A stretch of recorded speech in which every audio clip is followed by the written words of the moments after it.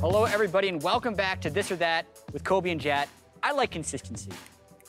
We're here every week. Back at it. It's always this or that. We've only ever swapped sides once, so everything as it should be. We have 6 slides today. Let's get to it. All right, here we go. This or that. Bigger COG counter, X special, or wild card teams? This is actually, because if you want to attack this from a numbers perspective, this is actually pretty close. I think X Special's percentage win was just posted on Reddit, and it was insane. It was like 70+% all-time win record versus COG, no matter what team he's on. It's pretty amazing, because X Special has been on good teams. I mean, he was on the early TSM teams, and they were pretty dominant. But then he was on the Liquid teams that just decided to slam COG in playoffs year after year. However, to me, this is an interesting one because all of X Special's victories over CLG are like normal or, playoffs of North American LCS. These are when it matters at, worldwide competitions, and it happens so many times that one, I feel like this one stings more. I have to go with that. But I think he has a better win record. So I'll actually go with he's technically a bigger counter because he has won more games for CLG. But this one definitely hurts more because it's at international competition. They lost both games to Albus Nox Luna, and they lost 1 game to Supermassive. So that's 75% as far as I can tell. And also Pain, which makes it a little bit lower. Those hurt, man.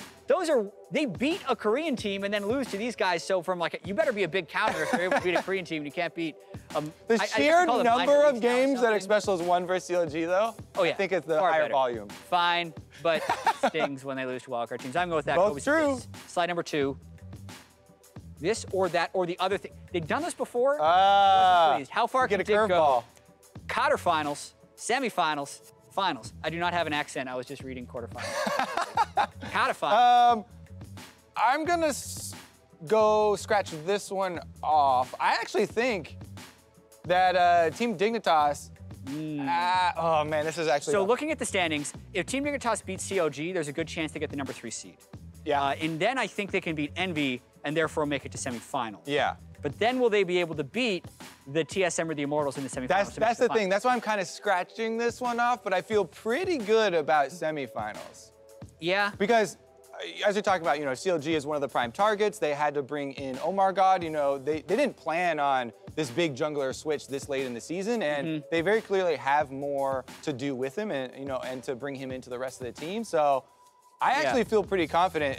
It's good that they have Adrian in this picture because him coming in was one of the big boosters for Dig. And they have Altec in the other picture, who, if he continues to go off, and Keen, I think, is a big one. You gonna swing for the fences, Jat? I'm going the technically correct answer. How far can Dig go? I don't think it's crazy if they go to the finals. Top out. I don't think it should. I would say that, but because we decided to mix it up with a question, I'm gonna go with or the other thing. All right, I'm gonna stick with that in the middle. Semifinals is where I think they will land, but technically, if you want to go by how far can they go? Don't count them out. Slide number 3, this or that, Karthus mid, viable or not viable? I like him. I have always liked Karthus, though. Just for me, I'm not that good of a mid laner. I like the feeling of being able to contribute into a team fight, even if my positioning isn't the best. You still get to get off some damage after you die, and the ultimate affect everybody. But as far as being a power pick, definitely not. Because I don't see why teams started playing him, even if it's been sparing, because I just see him getting so hard countered by Locket. Tanks building Locket or Stoneplay Locket means he's almost useless in those later game team fights. So is that laning phase? That's such a hard thing to say, though, because shields counter damage of any kind. So he would Locket counter all easy to AoE, all damage from mid laners. You can't say ultimate. I mean, true, maybe that's it, but I just see so many other better options. I'm gonna say not viable. Because I think it's viable because they're too good against him. I'm gonna go technical on this one. Viable means you can use it in pro play. It has been used in pro play. Boom. Did it win though? Viable. Okay, we're disagreeing a lot today. This is great. That's better viewing experience. Better support carry, Xmithie or Olleh? This was part of the MVP votes even, right? At first, when you're whittling down your MVP vote, you want to whittle down to basically 1 player of each role. And those are the easiest comparisons. This is basically the peak, though. I mean nothing against Xmithie when I say that right now it's not even close between him and Olleh. Xmithie has been great. I think his Taric play has been awesome, but I don't see games where I say Xmithie is the carry. I think Contracts and Jensen have done a lot more carrying than him. I think Olleh is the guy. He makes such a big impact in the majority of their games, which right now I think it's Olleh. I feel like I have seen games where Xmithie carries, and for me, the advantage that Xmithie would have in this fight of supports is consistency. Xmithie has been so good the entire time, basically all year long. All year long. I think last split, it was a conversation. I actually would put Xmithie above Olleh, but I think Olleh is really good right now. He's taking it to the next level. And since this is MVP, is it MVP of the whole year or of just better support carry, this or that? Oh, this is literally just better. Right now, better support carry. Since they put the carry part in there, I might go more to Olleh because he does a bit more roaming. But I have to say, Xmithie's team play is so good. When Redemption was first rushed item, his Redemption's always perfect. His Taric play, as you said, for team fighting. Since the carry thing is added on here, we'll agree. That's what I mean, right? Nothing against Xmithie. The dude's a great support, probably second biggest carry support in the LCS right now. But Olleh is clear number one. Slide number 6. Oh, baby, Spice? Feed to win. Who did it better, Hauntzer or Dyrus? I gotta go with the classic, just right off the bat. He even has the outfit. Dyrus is a legend, basically. And whenever someone else, starts to do that strategy, it's always compared to Dyrus. So you have to, pay homage to the original. He would have to do so much feeding to make this correct answer for Hauntzer, to make people switch their nostalgic memories of Dyrus dying 5 times in TSM winning the game. He would have to die like that for years. Oh my. It didn't actually happen that often for Dyrus, but the memory is much stronger than actual. I agree, it's that. He has the outfit as well. He's embraced it. Yeah, it's fine. That's all we got. He didn't feed that much. He didn't. Yeah. It happened in high pressure moments. You get credit for being the original. He's the one who started that meme. Yeah, not even close. Wow, I hate watching myself. Well, I mean, you ran really fast to get up here during that transition. Good one. That's insane. I'm so funny. Welcome back to round 2 of Immortal Fox. Which Kobe do you prefer, this or that Kobe? The one on the... This Kobe, like I said, I hate watching myself on those, so yeah. I'm gonna go with that because then you also, hear me. I thought about it afterwards, and some people were talking about Darien was actually the original. So yeah, I saw that too. Even the original. I mean, the other thing was the vote. Player of the game is Flame. Speaking of top laners feeding, it wasn't him. Flame has been super sick so far this week.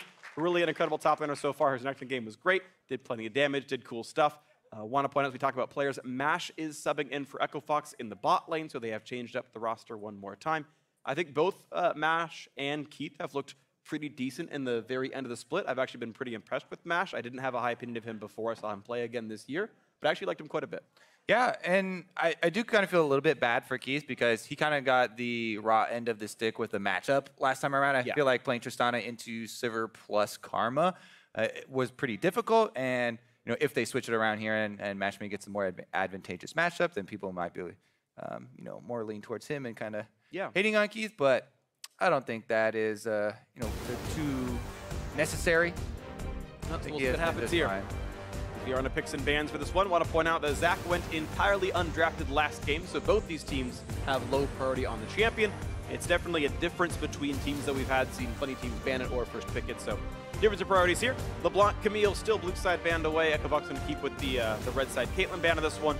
As Immortals will continue to not let Brandini play this champion. And you can see Echo Fox happy to sub players around, but Looper is staying on the bench. No Elise for Xmithie. See what comes next. Yeah, I mean, you talk about the Camille for Brandini. That was one of the reasons why we were like, oh my goodness, this sub is having a substantial effect when he's put in here on Echo Fox. Then it's not really a surprise that he's the one sticking in now, even though they're still rotating other positions. Kalista also comes through here from Immortals, though. They don't want to let that go back on the backswing, basically, of the picks. An early Kalista ban lets you blind Sivir. I don't think there are very good matchups into her. The Trist ban, I think, is actually very strange because I would be happy to let them play the champ regardless. The Immortals going to wait for their champion. Doesn't seem like he's spelling anything. I always think about that when they hover, but not the case here. What is Flame on a first pick for the squad? 30 seconds to go as they tick down. Maokai is up, but was also undrafted last game, so wasn't the most important champion. Once again, Immortals have such a very high priority on Jarvan. Yeah, Xmithie really in love with that one from the jungle. Also, we always have to mention, yes, technically you can flex up to the top lane too if they run into some awkward matchup up there. So it is versatile as well. But it's so interesting because each individual jungler that I talk to has a different priority, right? They're like, oh yeah, Jarvan, because he's versatile, because you can build Cinderhawk, because, you know, he's a great frontline. They say the exact same things about Gragas. Yeah. So to me, those two right now are so close and so interchangeable that it does seem weird to me for teams that have such a high priority on one, and it feels like jungler specialization. And we actually see the other one there. It's traded back, and yeah. Could be the exact same jungle matchup as last game, or, well, I guess Brandini was playing at top of the previous one, but still, yeah, the champions are on the exact same teams they were before. And with the extra marksman bans, Kog'Maw is grabbed up quickly for Mash here, and Kog actually, I think, has a pretty solid landing phase into Sivir. You can't spell shield W, and you just auto-attack that girl, and it gets kind of difficult. We'll see if Immortals want to grab a mid laner before the pool gets banned away, and looks like they will, so Immortals continue this trend of second-round mid lane picks. Immortals are getting himself the Syndra, and they're going to hope that there's no bans away, or sorry, no good counter picks available for Froggen. One fun pick to come through, see what they want to play. Yeah, let's see if they actually even want to answer AD carry. I feel like they're happy to let AD carry drop through at this point. Pansy. Twitch is also good. Apparently not, and they're going to go with the Twitch early so that Cody Sun will be able to have some late game damage. It's already, you know, filling out here for Immortals as far as transitioning into those team fights. I love Syndra Twitch. Long range stun. Sure. You can get like 3 autos depending on your attack speed off with your ultimate in the late game during that stun. And depending on how fed he is, that's actually usually enough to kill, you know, at least the squishies and chunk out the front line very heavily. Absolutely interesting choice right here. Froggen realized that with all the marksman bans from the previous draft phase, he knew that Lucian was likely off the table in the second phase, so grabs Lucian now. If I'm Immortals, I remove Braum, though, because I feel like he's so good against both Twitch and Syndra. I think Akafox should play that on gate this game. I think also, like, Braum Kog is a good lane. There's like lots of reasons to play the champion, so I would really want to see an Immortals Braum ban as a result. See what actually comes through, though. No Shen for Flame. See what comes next. It's definitely a good one. I also would sing the praises of Taric versus something like Jarvan. Jarvan, especially if he's going to have to use Flag and Drag plus ult to get in there, Taric, as long as you get a good timing, right when Cataclysm comes down of activating your ult, oftentimes it'll finish before they can kill you in there, and then they're the ones stuck in the Cataclysm with you, and you're invulnerable. Right. And he has semi-decent options against the Syndra and Twitch. Anytime you do see a lot of line damage, though, as you said, Braum feels very good about blocking those types of spells. Yep. All right, Thresh off the table. Olleh not going to get this champion for himself, but the Bard is still up. It was banned last time around, so a change of bans somewhat. Echofox still thinking of Thresh more important than Bard. We'll see if Olleh gets to play it, or if he goes something else. Janna, actually, they're actually removing the backline supporters off. Karma is still up if they want it. Yeah, it's not a huge surprise that they want to take out the 2 main Ardent Sensor rushers when they're facing the Kog'Maw, plus it's a double AD carry. They also have a Lucian that would be receiving those shields, so really need to be careful when the enemy drafts double marksman super early about letting any Ardent Sensor rushers through. Absolutely, and I think the right choice here for Echofox. Braum, I think, fits the comp really, really well. Well done. Woo! Thank you very much. Oh, that was the worst high five. Can we try again? All right, that was decent. We usually started it here. I'm going to try one more time. That was me clapping, but you can't know that. That was a high five. All right. I heard good job from the audience. Appreciate that. Alistar coming through for Olleh.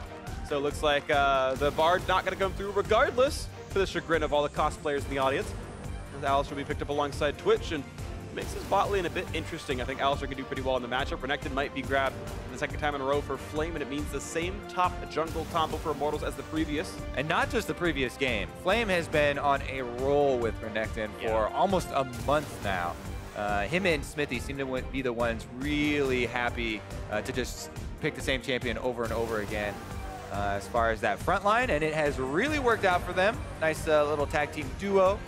Will there be Demacian action? No, not just yet. Do it! He's not going.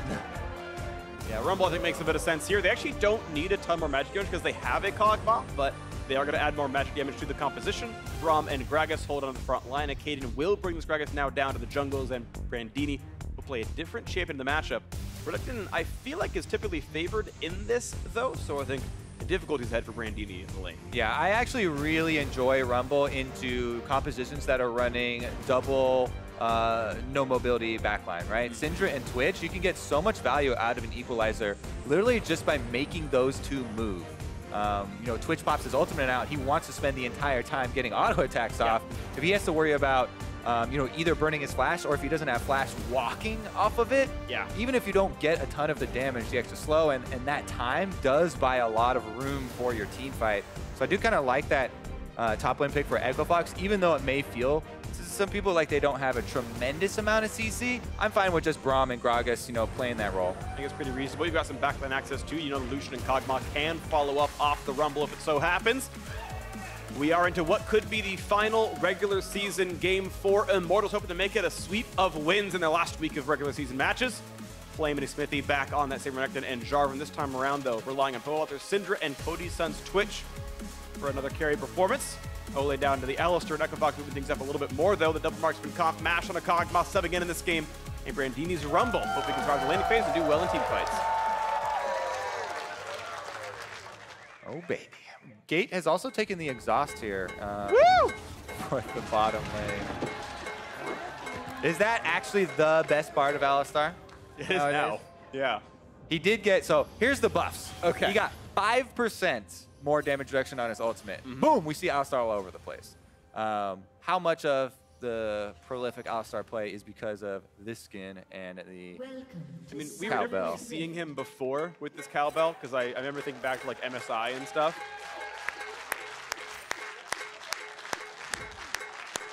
Anyways, he's got Ignite, so I like that in the bottom lane for the 2v2. As far as Gate and his exhaust, it is difficult to get exhaust onto the super high teamfight value of Twitch or Syndra. It can be done, but it is very difficult. So here's what you would try and do as Braum in that case is use the Unbreakable like you talked about to block your big spell. And during that Unbreakable, get close enough to land your exhaust so that it goes on after your Unbreakable goes down. Oftentimes you're going to die while doing this, but that would be a sacrifice worthy of winning a team fight. Yeah. Oftentimes you're not going to get that choice though, especially with Jarvan and Alistar trying to disrupt your team. It makes it pretty difficult to navigate. Whereas the Ignite just brings you a lot of power for lane, get some kills, threaten those dives. Of course. We'll see those threats are real. I want to point out a very minor thing. This is the second time in a row I've seen Gate predict a Pobelter juke with his Q and Pobe just walking in a straight line.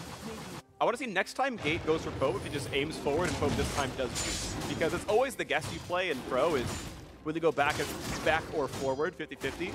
And Pobe has chosen to continually walk in a straight line. I want to see what it ends up being. Xmithie going to go for the early red. They're going to find Cody Sun, though the attacks are in. They're going to find the stun. But of course, as Jarvan's right around, doesn't want to fight though, doesn't want to give much away. Spinning back and forth, a nice stun means damage onto Gate. Yeah, that's a nice trade for Echo Fox. They got a large portion of damage onto Cody Sun as well as Olleh, and Gate's got plenty of potions to heal up. Plus, they got back for the early CS. Nice little surprise there in the tri-bush from the Echo Fox duo. It does mean, look at the little mini-map there. I think that Xmithie's going to finish up with that blue and get out of there without being punished. Akaadian He's actually taking each other's jungle. He's actually going for, oh, never mind. Flash pull. Vry's going to go for a bit of a body slam. They're ready for the flash, and he's going to get away from the flag and drag. He couldn't quite get anything else that he wanted. Now the damage across on Xmithie, very low on health. Takes someone to heal, maybe not needed, but the attacks come through. Mash stayed in the fight too long, and Cody Sun got the damage across. They missed it, and I think so did he. So much Froggen's here. Headbutts him towards. Here comes Lucian. A big giant stun coming across. Can they get Xmithie? No, he's going to flash away. TP now coming for Brandini. This might not mean too much, but Flames also joined the fight, and yes, a cancel means Brandini gets a lot of free time up there. Ooh, we'll see what that does to the Rumble Renekton matchup. Syndra getting free time in mid lane, though. Pobelter denying a lot from Froggen. Interesting. A couple of solo laners there actually getting some extra CS because of this bottom lane skirmish, but it all came about. Mash got too greedy there. He saw the low health jungler double buffs, but it wasn't looking at his own health. Only 200 here. This is the initiation, and we talked about the Ignite. Instant flash in there from Olleh, gets the Ignite down. Cody Sun gets a decent amount of damage, and yeah, they turn it around on Xmithie and Braum faster, but look at Cody Sun. He's just walking straight up into Mash's face. This is Twitch. He has wait, he doesn't even have Expired? Contaminate, he does. Okay. Yeah. Anyways, able to get the kill with it. Did have the Contaminate. Yep. And that is going to be some extra cash. Low for him. Yeah, he's going to go for the early Blade of the Ruined King. That's still the most common, right? I mean, crit builds, I do like to see them from Twitch, but that power spot on Just Blade is... Yeah, The way I think of it is basically Ruin King is much safer option. It's life in the laning phase, and I think Kog'Maw is a scary enough laner when you're somewhat short range like Twitch that you kind of want this. Theoretically, optimal damage probably does say you go IE, but this is totally reasonable. Especially against a 2-tank team, I think it's totally fine. We'll see as Xmithie's going to spot an Akaadian, or rather be spotted by Flash comes wall. They know he's there, and they can jump for this. Dragon Drag's going to be used to hit Brandini. No flash! He's being slowed down. The barrel's going to land as well. Xmithie has no way out. There are no exits. Only an entrance to despair, and he's going to go down as Brandini gets the kill. All right, Rumble not only canceled the teleport and got more, time up in the top lane to catch up. Flame actually got a bunch of CS. I believe maybe that was down bottom lane. Yeah, Froggen and Flame both stayed and got lots of waves. Brandini, though, has a double, almost triple stacked wave here to burn up. Plus extra kill now from Xmithie. Nice little play there. Echo Fox punishing that invade with their extra vision. Absolutely the case. We're going to see the bot lane now pushing toward. Of course, better items on Cody Sun right now with the double dagger. He's going to feel pretty solid for himself. And 2-on-2 temporarily advantage. Now on those Pobelter. No flash available for the jungler, though. Bo's going to keep running. Xmithie's around, though. Doesn't quite made it in. Level 3 for both these junglers. They've spent so much time ganking. They are under-leveled. Nice measured play there from Echo Fox. They want to overchase the Syndra, who's holding onto her spells into the fog of war. Don't give away any guaranteed stun into a Xmithie counter, which definitely would have been the case and easily could have resulted in a kill. Akaadian doesn't have his flash either, remember. He used it in the bottom side skirmish. Catch up XP gets Junglers to level 4. They're back to being relevant after those early ganks. A relevant reference. Xmithie can hit that ward only once, but he's going to zone Froggen off the wave, and it's a 1.5x sized wave. Not only that, they've got 4 members here. Bottom lane has rotated up from Immortals to try and pressure and get the first turret bonus with the Jarvan flag. At 6 minutes, attack speed is in, a bit of a barrel slow. Here comes the engage, though on to 2, looking for Akaadian, and he is not taking out the second going to fall as well. Pobelter he's alive, 2 kills out of the turret for Immortals. First turret itself, that could not have gone better. Olleh doesn't hesitate on Alistar, goes and gets the double knockup. He waits on the stun to be able to secure the second kill so easily as well. Plus he got flash out of Froggen. That looked effortless and is almost game-breaking. Yeah. First turret bonus, 2 kills, Infernal Drake. Oh man. Insane little snowball here, and this is only 6.5 minutes into the game. Immortals are peaking at just the right time against, what was it, Envy yesterday? They had 2 slaughters of games, and now against Echo Fox, looking to be something very similar. Man. The power swing that just went on is ridiculous. All right, the Akaadian's on a ward, so Olleh's saying, hey guys, get ready. As soon as the Akaadian comes over, he's toast. He waits on his stun, gets it so that Froggen has enough damage plus the poisons. Yeah. And I believe Ignite was still on him too, that he dies even after the flash. That actually could not have gone better. Bunch of summoners they gained. So much ridiculous power here from Immortals. Let's see how they pressure this, because Echo Fox have a giant hole to dig out of. Well, they're going to try it through the top lane right now. Mash only level 4, but he's got Zerk Retrieve, so at least he can move around quickly. But yeah, as you mentioned, a giant hole to dig themselves out of. It'll take him a while. And as we've seen so far from Immortals, they do not let up easily. And maybe they can make it happen. And not often do we see 6.5 minute tower dives. You know, the Alistar's still like level 4 or something in that fight before. Now he's level 5, but regardless, no ultimate, and they instantly are able to get the engage. Huge punish there, and very big rewards for the risk. Just very nice call from Immortals. Buck can look for the deep invades. Not going to find much here. Olleh waiting around the wing. He's going to kill off a trinket ward.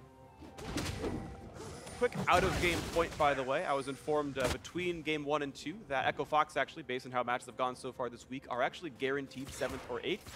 As you said, coming into this match, they were 1 match win ahead of that 3-way tie below them. And based on tiebreakers and game percentages and head-to-heads, they cannot finish 9th or below. So Echo Fox, actually, regardless of this result, are actually safe. And they will just... This will be the end. This will be the last match they played this year in the LCS. And we'll see how it goes in 2018 for everyone else involved. But Immortals, of course, still on that run for that top seed. We know they have a bye, but first and second seed certainly are relevant. See which one they get for themselves as they're battling TSM for that right. As more and more of the postseason is locked in. They actually know 3, 4, 5, and 6 exactly, based on early results as well. Immortal's going to hope again that they can get first place. CLG can help them with that one. Nice bit of damage into Froggen. Ulti coming across as well, and suddenly it's an Xmithie. He says goodbye, knock him down. Danes might be overrated. Get that kill knocked in, and 4-1 in this one. Oh yeah, Xmithie just with a little love tap there. He's like, I know you have this, Pobelter. You can secure the kill. We know for sure he has no flash. Yep. So they have that timer. They're returning to this. Okay, teleport for Brandini. They want to make a play on the top side versus the Twitch Alistar. On a ward though, and there's completely an easy way out. Well, they can maybe push the turret down, but the new wave's coming in only right now. Yeah, I'm not going to hold my breath here on this one. Immortals with a giant lead here. Let's see if they even stick around. If you call Pobelter up, Echofox actually are going to have to pull off. There are a lot of wards though, so something to watch out for. He's going to continue to walk by vision if he comes up here. Echofox are completely aware of this. Will they go for the dive? They're going to look for this one. Olleh's going to walk forward. Pobelter's nearby though. Knockup is in onto this Rumble. Gets the ulti across, but it's not onto much damage. They don't get much into Pobelter, and that tank is pretty durable. Brandini right out of health, gets the kills. Pobelter, and now they're going to flash it away. Gate's going to jump to his teammate, and that is an ill-fated dive. Echofox getting farther and farther away. Yeah, Immortal's 100% prepared for that one. That's the difficulties with 5-man rushing on the top side, you know, showing this dive really early on. Echofox have no surprise tools to bring to this party. Teleport comes in, you know, very casual stroll over from Pobelter. He's able to back off even though he gets exhausted. He doesn't force summoner spells. Immortals are also getting ground on the bottom side. That's going to be a turret to Xmithie, who was pushing the whole time. This game is honestly out of control. It really is right now. This is going to be an even larger gold lead, and right now, Immortals are only 1 kill off from that perfect game. No objectives yet grabbed for Echofox. 4,000 gold lead. Take a look here. Olleh is going to section off the team. Look at this. They have 2-2 split. They get the Rumble stunned up. Cody Sun gets to fire almost every shot during the duration of his ultimate through the Rumble. They finish up the kill. Flame teleports in so they can't, you know, converge on the Twitch, and it is a very clean counter there for Immortals. Teleport also taken off the table for Echofox for a possible comeback play. So now they have to hope for some sort of rush attempt where they use Fog of War and they're, you know, in like a 3-1 numbers advantage play. Yeah, the number of fights you can win dwindles dramatically, and you've got to somehow manage to outplay and outnumber your opposition. Pobelter gets a ward kill, set up by Olleh. Nice assist. We'll see what comes next for Immortals. They hope to close out the regular season and await their semi-final playoff opponent. What a way to do it here, this game. Yeah. This is definitely a statement game from Immortals.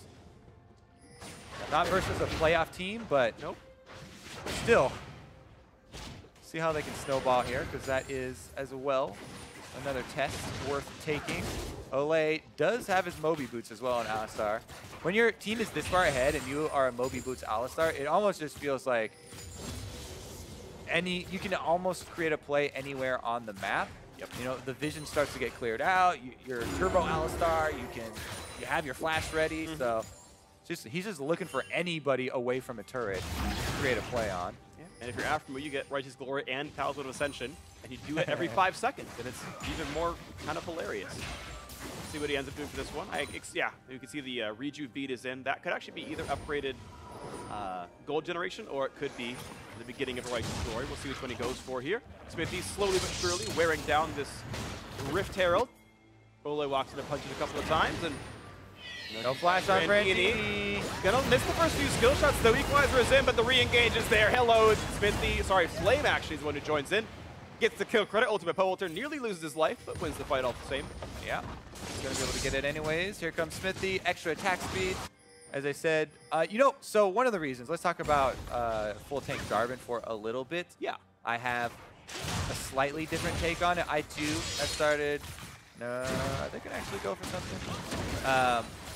The attack speed that you get from the flag is really good for team fights. And if you're going full tank Jarvan, you can actually afford to put more points into the flag early, even though pro players have not done it. I really like the feeling because it does sync up your cooldowns of your Q and your E closer so that you can use them both for flag and drags. Everybody's used to just maxing the Q for damage because Jarvan always used to build warrior. and it is a better damage gain. But because Q already has a lower cooldown than E, by putting more points into E early, you don't have to max it, maybe 3 You get points more or something knockups like that way. Exactly, you can time your knockups better as the cooldowns get closer together. Plus, you provide more utility to the rest of your team since you're not actually a huge damage source. Right. And I just kind of like that little take on the tank aspect of it. Oh, Pobelter! Forward, Exhaust on a Pobelter, blocker with the ulti damage, but he's still going to win the trade. Exhaust is irrelevant. It's going to be Pobelter winning the battle. In the 1v1, even wins up in Summoners. Nice solo kill. I think he timed that is very close to the frame that Exhaust dissipated, and he got the burst damage in full effect without reductions. Doesn't even matter at the end of the day. Pobelter was also up like 1,400 gold as a result. There was certainly an item deficit there, and Froggen just could not get the damage across. And at this point, I mean, it's desperation, right? Echo Fox are down 6,000 gold at 15 minutes. This is almost entirely out of hand now, and mid lane 2-2 going to fall short. Yeah, they can just keep up the pace. Basically, right now, we're just seeing how cleanly and how quickly can Immortals finish this game out. Well, they're going to find this one. Brandini low on health, puts up the shield. Gets flash. And Froggen's going to buy some time, and Equalizer actually misses the wave pretty badly, means there's going to be a lot of turret damage here as a result. They're going to clear it out, though, and the turret will stay alive. 15 minutes into the game, Shelly's knocking on the front door. Red buff makes it even faster in the top lane as well. The flag in for the attack speed, and down goes yet another turret. 5-0 in that mark, and again, aside from the one death for Xmithie, almost perfect game. All right, let's take a look at the all-in again. Froggen goes for it. Akaadian was still doing Raptors, so this was always going to be a 1 versus 1. Akaadian could not join, and yes. WQ once the exhaust ends. It was a good exhaust to stop the ulti damage, but yeah, Pobelter wasted out otherwise, and that was nicely played. Luden's Echo coming soon, burst damage even higher. Yeah, good luck. Even the ones who would be tanks have no magic just yet. Okay, there's Merc Treads Akaadian. That's an Infinity Edge, bro. Woo! Oh, he is. So the double dagger was just because he recalled a 600 gold and said, all right, well, I couldn't buy pickaxe. I didn't want to buy a coal. I'm happy. So cool. Optimal DPS Cody Sun. Crit! Oh, bam! Knockup is there. Goodbye. Okay. That was Syndra. There was only one 260 crit there from Twitch. No one pressed R that time. All right. This turret is going to be difficult to defend now. All 5 members of Immortals. Olleh could go for a tower dive. It looks like he wants it. Stun does go wide, though. They might want to wait on that cooldown. Not going to find it. They're going to go for the bot lane instead. They're going to find Brandini. Xmithie does not want to go in for this one yet. No, does have the Cataclysm, but Brandini had ulti. Maybe didn't want to burn it for that. Flame now going to continue on the bot lane tier 2 as Gate takes the Thunderlord's trigger from Pobelter and kites back out. And the bot lane tier 2 is taking a bit more damage, but Brandini given the chance to wave clear. Back to mid lane they go with 4, and really ready for an engage if one happens. Stun's going to land on the back line. Look at the burst across. They don't quite kill off Mash, but Xmithie's going to make it happen finally in the end. Pobelter cutting away, and the chase is in. Cody Sun gets the attacks, but trades his life with Mash, who destroys him with the Akaadian surprise, even though he saw it coming. And now it's a double stun coming through. Almost the damage on Brandini. Not quite going to knock him down, but still 10-2 in kills. Inhibitor is theirs in 17 minutes, 25 seconds. Still looking clean for Immortals. We always have to, keep that watchful eye after there's such an explosive, big advantage over the one team so early into the game. How quickly can they keep up the pace? How many mistakes do they make? And delays to the game, basically. They still are going for this. Yeah, a little bit of a station there. But anyways, Mountain Drake could actually accelerate it. Let's see, 2 minutes and 10 seconds left if they wanted to end it before Surrender was available. But that probably won't be the case. Pobelter's the one who started off, got that double stun. He got the ultimate on the Mash, allowing Xmithie to finish it off. Cody Sun flashes in to try and get that point blank onto Froggen. He ends up getting the kill, but Froggen still gets one while he goes down. And then you get the double stun there. Yep. Quick stat for you.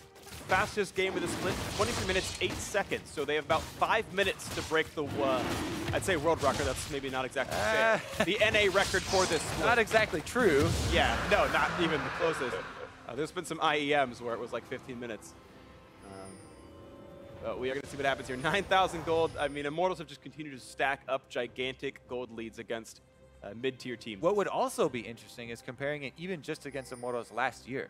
Because Immortals as an organization, or even the entire history of this organization ever, right? Yeah. What was the fastest win when they had Huni and Reignover in their dominating regular split. They definitely had some pre-20-minute ones. I think one was around 18-something. And that was a team where people kind of expected it because they're like, this is the Kuni style, and he goes off like this. These players, though, and especially how they've developed, it isn't the go-to style, right? They're not always this quick, but Pobelter, oh, he's running out of health and he's gone. All right, one shot comes through and Pobelter adds himself to a death. 5-1-5 for him, and that siege might be slowed down. The record slipping out of their fingers. Yeah, all right, well, see what they can do. Baron's up in 30 seconds. That would be a much easier way to end the game. They can just, keep Echo Fox bottled up in their own space here. Let the turrets, or the wards, time out. Turrets are already dead. All right, Pobelter. He wants another solo kill. Lands a long-range stun, but he's 1v3. You know what happened. Ruin King barely lands. He did get the solo kill, though. He was awarded a mission. Okay. His mission was to take down Brandini.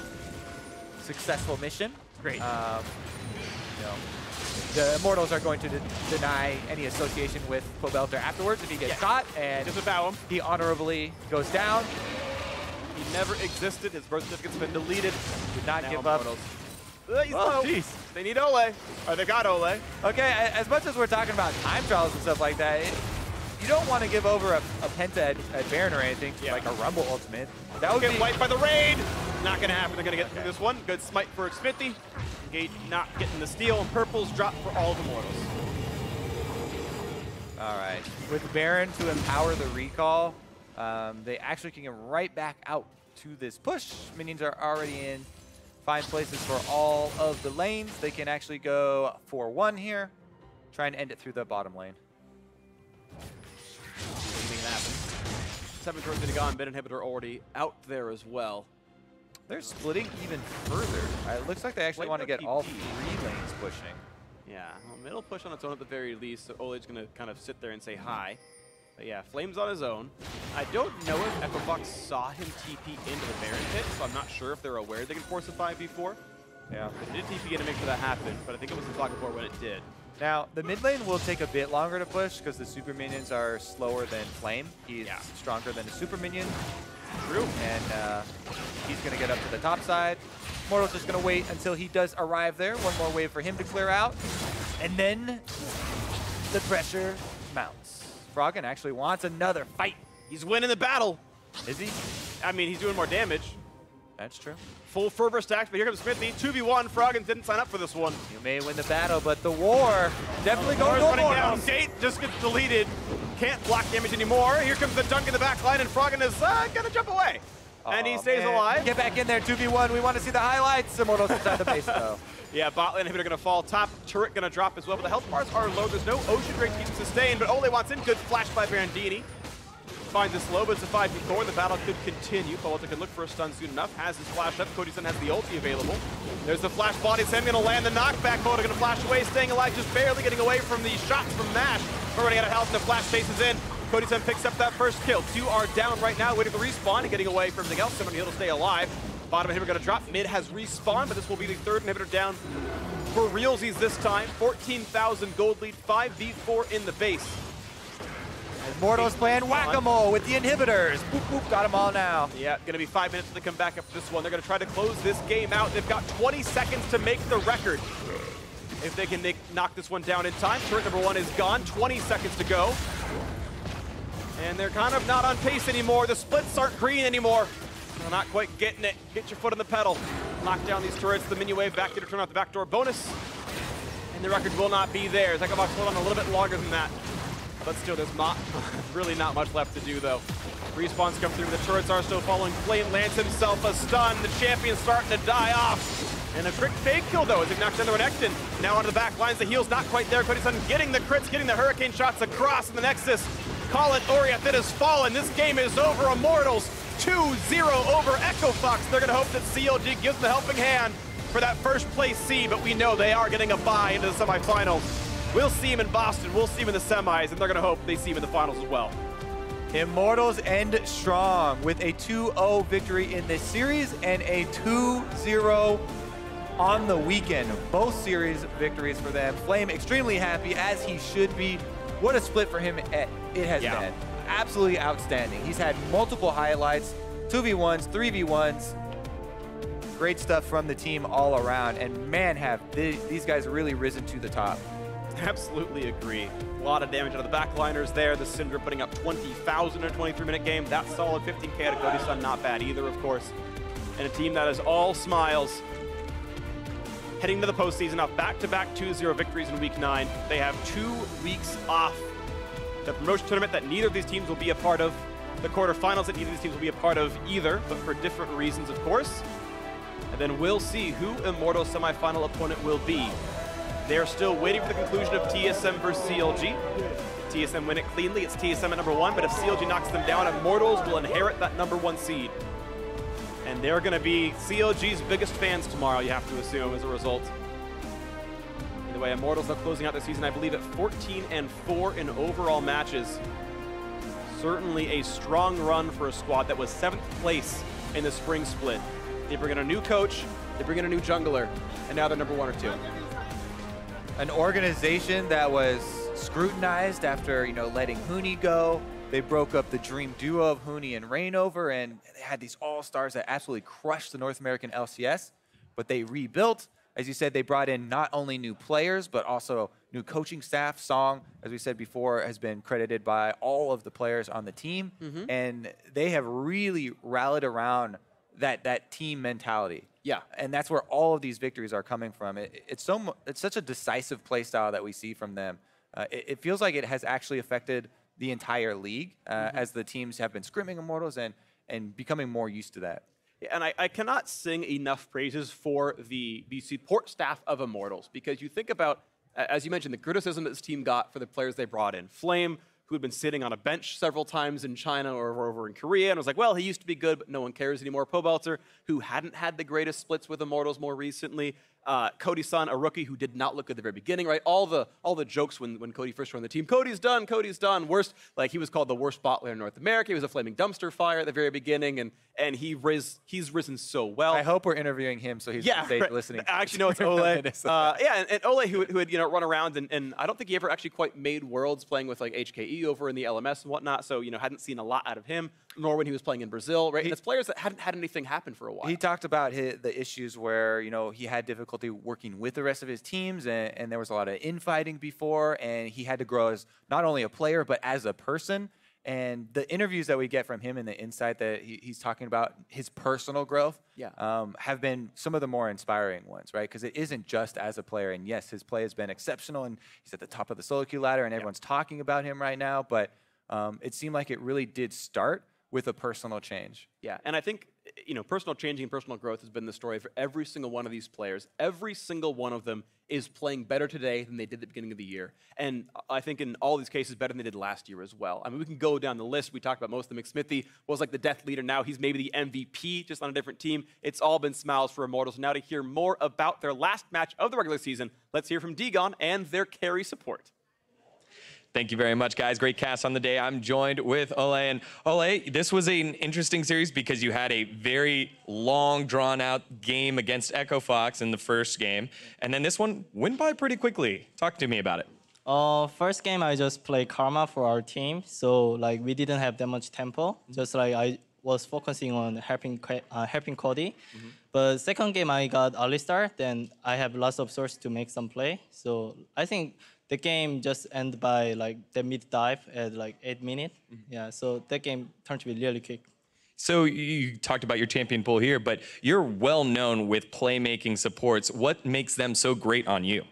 I just play lots of game of Thresh, and I didn't play that much Alistar game before, but I always think about what enemy can do, and I always think about what I can do. So whenever I play against them, I think about their side. Okay, I'm Alistar, so what they gonna be afraid? So I move here, they'll be afraid. So yeah, I always check my replay. And even though I lose or win, I always check my replay after I back to home. So I think that's the reason why I can play well. So part of being so great on all of those different supports is the fact that you've had a lot of experience. You played in Korea, you played in Brazil, and you played in Hong Kong with Hong Kong Esports, and now you're here in North America. Do you think that makes you one of the best supports in North America?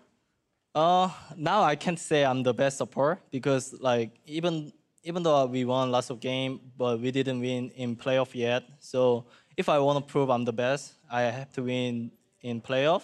And also I play in other legion, so I learn lots of things from that other legions support. Like in Taiwan, they are like Sword or RBs, they are really good. And I also learn from Brazil, like they are like Loop and yeah, other support, they really play a lot. So yeah, that's really good for me. Are there any supports here that you look after that you want to emulate? Seriously, I think like some people say like NA support is not that good, but as I feel like they know how to play, and every support has their own strengths. So like when I look at Biofrost, he's really like good at like positioning, and he always avoids that position. And Xmithie always think about his teammate, so his move around team. So I learn a lot of things from them. So it's really good for me too. So you spoke about Biofrost and TSM. That might be a team you play in the playoffs. Are there any other teams you're worried about in the playoffs? I think I'm just worried about every team because like even though we were the first place, we still lost against like P1 and against like MV. So I'm not sure we can win for sure. So I think we have to practice hard to make it sure. All right, well, congratulations on your victory today and making it to playoffs. For more on this series, let's send it over to the analyst desk. Thank you very much, Digon. Great to hear out of Olleh. They're, in my opinion, the best support in the league currently. And Immortals have closed out their regular season at 14-4.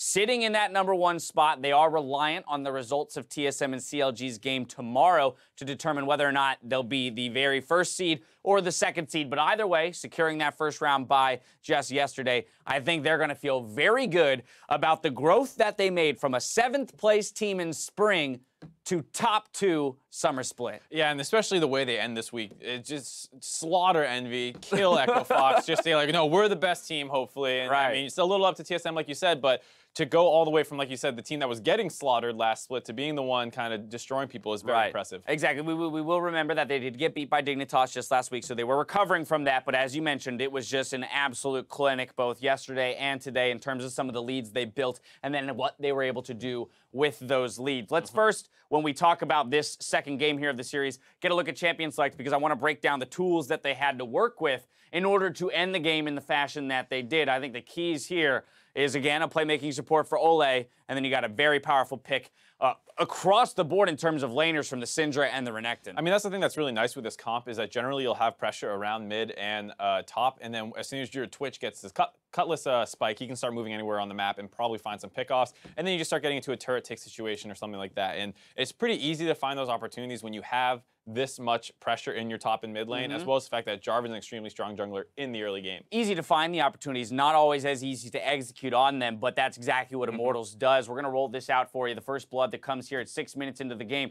Roaming mid with Olleh and that Twitch, as you mentioned. Kind of break it down for me how this play could develop in the way that it did. Well, first gotta take a look at how nice it is. Just Echo Fox feels so pressured by the early 4-man as Froggen was still under leveled. They try and walk forward to clear the wave, but Immortal shows that they're not gonna be gun shy at all and just instantly pull that trigger. But the way that usually works is the Twitch player, when he goes back to base and gets some kind of power spike or knows that he pushes wave and has a good back timing, will say something like, can I go top or mid? Is there an opportunity here? And it's usually on the laner to kind of call the Twitch there more often than not. So sometimes you say, no, I'm going to back soon, don't bother coming mid. But this was a time where, you know, Pobelter probably identified, I'm going to hit 6 first, and I have the push. Come mid, and we'll siege this down. And Xmithie came as well, Olleh following, and you get that really nasty situation where Echo Fox hasn't backed in the bot lane yet. Their mid laner's under leveled. Their jungler's first to come there. But what do you really do when it's just, you know, a Gragas and a Lucian? Exactly. I mean, you had a level 6 Syndra to the level 5 Lucian, so the ultimate available for the Syndra on top of very easy executable dives with a Jarvan and an Alistar, and then, as you mentioned, the support in damage from the ADC.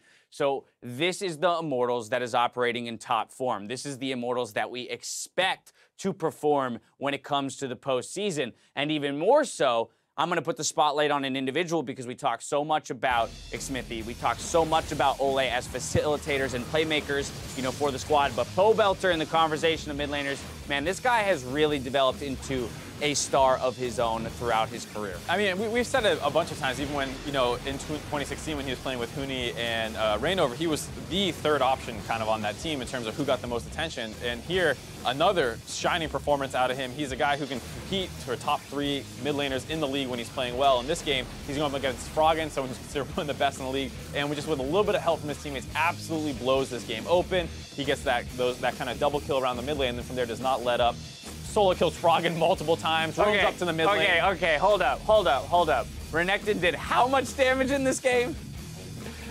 How did Flame only do 2 points? Okay, first of all, Flame's scoreline was 1-1-1. This is like 10% kill participation. This is the quintessential Flame game right here. 1-1-1 with a 50 CS advantage at the end of the game, but only deals 2.7k damage to champions because the rest of his team was slaughtering everyone. He didn't have to group up. He didn't have to team fight. How much minion damage did he have? Probably a heck of a lot. His damage rating might be through the roof when it comes to the turrets that he took in the side lane. But either way, when it comes to player of the game, we're actually going to hand that one off to Olleh. Yes, Pobelter did a lot with the advantages that were accrued in that mid lane. But if that initial gank doesn't come through to take the turret, give the first blood, get those first 2 kills in the bag, who knows how that mid lane matchup would have necessarily played out. As we know, Froggen is, a tough opponent. They're playing a very snowbally comp, and one of the things about snowballs is it's much easier if your whole team's working together to make sure that snowball keeps going downhill as opposed to relying on individual talent. And Olleh is probably the best support right now at making sure that snowball keeps on going. He's relentless in his aggression. He does a good job setting up with the entire team. Yeah, very much so. Now, Echo Fox, of course, they are sitting at 5-12. They've got one more game to play. Things are not looking great for this squad in terms of closing out the season on a high note, right? Because if anything, knowing you're not going to make the playoffs, you'd at least want to see forward progress. Something that tells you, again, with another off-season's worth of work, we can come back next split and compete. I'm not necessarily seeing anything that I can latch onto to give me that hope. I mean, what is it? 4 or 5 splits in the LCS, 0 playoff performances with a pretty similar roster for the most part. Some pieces have been changed out, but you're mostly looking at Gate, Froggen, and Keith as kind of the mainstays. That's the core. Akaadian this year did a really good job stepping up, but it wasn't quite enough to push them from, promo relegations team all the way up to playoff team. And this week was not super impressive so far. Like, especially game 1, just to call out Froggen a little bit, you saw him diving into a Karma to get a single kill while the enemy team's doing Baron. Right. And he might, in some world, be able to stop that Baron or change it, but doesn't even elect to go for that play. Right, I think that's the big thing. It's just the mentality of the player to go for the kill. Yeah, sure, you may not have been able to stop the Baron, but if you don't, you lose the game. So you have to go for the game-saving play in that situation. Felt a little bit like he was protecting the KDA. If I'm going to call it out, he felt like he's protecting the KDA in that instance. Back over to Immortals, though, we mentioned they've secured the bye, but not the first seed, and that's because they're reliant on TSM losing tomorrow to CLG. So Immortals fans are now CLG fans for one day here as we go to tomorrow to avoid the tiebreak, which would break in TSM's favor. I mean, that's just what you got to hope for. You're going to see a lot of Immortals players probably in some TSM jerseys if they got them. We see him famously, I think it was last split, it was when C9 tweeted out the pictures of all of them in Phoenix 1 shirts. Yeah. Where can we get a bunch of Phoenix 1 jerseys on short notice? Yeah, I assume it's a similar situation here. Though, to be fair to Immortals, I'm sure they're much more focused on making sure that they actually perform in the playoffs. They're going to have a week to watch that and make sure, because they already have the bye locked up. Well, that's the big thing, right? You take that historical performance of Immortals as an organization in the playoffs. Zyrene was hitting it at the top of the day, saying for them it's about getting rid of that that image that's been painted of them as a performing regular season team that can't necessarily convert into playoff wins. And for them, they've got 2 weeks to read up, practice up on patch 7.16, which is what the playoffs will be played on, and come back with a solid understanding of the meta and continue to put up performances like that. I think they have a good system to do it in, just because they might have been like a little slow on 7.14, but to be fair, it was a crazy patch, and on the first week, everyone looked a little lost. But I think they've looked a lot better with Song coaching. Yes. I think Olleh and Xmithie have been great about kind of like synergizing with the rest of the team, because it was only that one roster move that made the change, but they're obviously much more in tune with what everyone needs. And you see a lot of those really early plays, like that 6-minute roam. Sometimes Xmithie goes for level 2 gank down the bot lane. I believe that was in the first game we saw some of that. So they do a really good job of finding really small moments of weakness in the enemy team, and that's something that you can expect to continue even on 7.16. And that's the kind of thing that's only born out of a tight-knit group that operates very well together in a competitive setting. And I think that if anything showcases that the most, it is actually the way that these guys interview. Again, you hear from Olleh, and you hear how humble and respectful they are in their victories and how they learn and the way they intend to grow when they talk about their roles on the team and how they rely on everyone else on their team for success. It's very clear that every win and every loss is a shared experience for this Immortal squad. It's definitely a group of guys who, for the most part, have a lot to prove, because you have Flame, who's been someone who's been kind of in the back burner in the Korean scene. He was on the bench in China. He hasn't been prominent in any region for a really long time until he came to North America, and even his first split was not super impressive. So he's got a little bit of an axe to grind. Pobelter wants to show that he's not just this mid laner who relied completely on Huni and Reignover and CLG when he was back there, that he can be a legitimate option. Cody Sun's really young. He wants to prove himself. Olleh's an import. Xmithie just got traded off CLG, and he probably is pretty pissed off about that and wants to show, like, you made a mistake ditching me. So I feel like this is a team that is very, very hungry, and that's part of the reason that you hear them sound so focused in their interviews. That's a fact. I love that. I didn't even necessarily consider the historical elements of each individual. Aside from Cody, right? Most of these guys have been playing professionally for an extraordinarily long time. Some of the longest standing LCS veterans are on this team in Xmithie, all the way back to the Vulcan days, playing through, and now he's on Immortals. You got Pobelter, who was the young gun 17. He's supposed to be the big carry. Took some time to develop, find his spot from Winter Fox onto the next squad, and eventually here onto Immortals. And so, you know, it really, I think this is the test. As Irene says, if they're able to come away with that, even just a finals appearance, I think that's when they'll be cemented as a top-tier organization within the North American LCS over these past 2 years. And it would be great company to join for them, given the fact that TSM, CLG, and C9 have been undisputed the three top orgs in North America this entire time. Having some fresh blood in there, not only for the org, but for these players, would be huge. All right, well, as we're closing out here, NALCS 1, where Immortals got victory over Echo Fox, there is a crazy game 2 between FlyQuest and Team Liquid. Team Liquid fighting back to extend us to a third game. Here's the replay from the last few minutes of that game. And we were watching this for the most part. It started out with some crazy Barons and stuff, but FlyQuest going to get super aggressive with a Baron up push. You see that kind of power, that Maokai being able to kind of press the go button to start fights off. It's a scrappy fight. Looks like they have a little bit too far. Going to get cleaned up by the backline of TL. Piglet doesn't go down, Mickey doesn't go down, so even though they get a big dive to start it off, Piglet's going to pick up a triple kill, and they'll chase down to high. Bit of over-aggression out of FlyQuest there, but this was a game where people were forcing Barons all over the place, skirmishes all over the map. Game 2 mirrored Game 1, just with the opposite result, right? Which was that it started off with a crazy skirmish in the bot lane, both times around, developed into like 27 more skirmishes, which they traded kills back and forth. Certain people got advantages, and then the next time the other team gets advantages. Ultimately comes down to one big team fight. Team Liquid executes better in that instance and is able to push for victory. Yeah, and I think this is an example of going to be a pretty scrappy Game 3, most likely, because, like you said, Game 1, TL had an inhibitor down, lost. Game 2, they had an inhibitor down, but then they're getting Baron pushed on later again before they win a fight and come back. It does suggest a very scrappy Game 3, and we have to remember how important this third game is for both of these teams, as they are tied currently in the standings and looking to avoid the promotion tournament. After this break, we'll go to bonus coverage of that Game 3 on NALCS 2. Meet us back here for that series in just a moment. Ooh.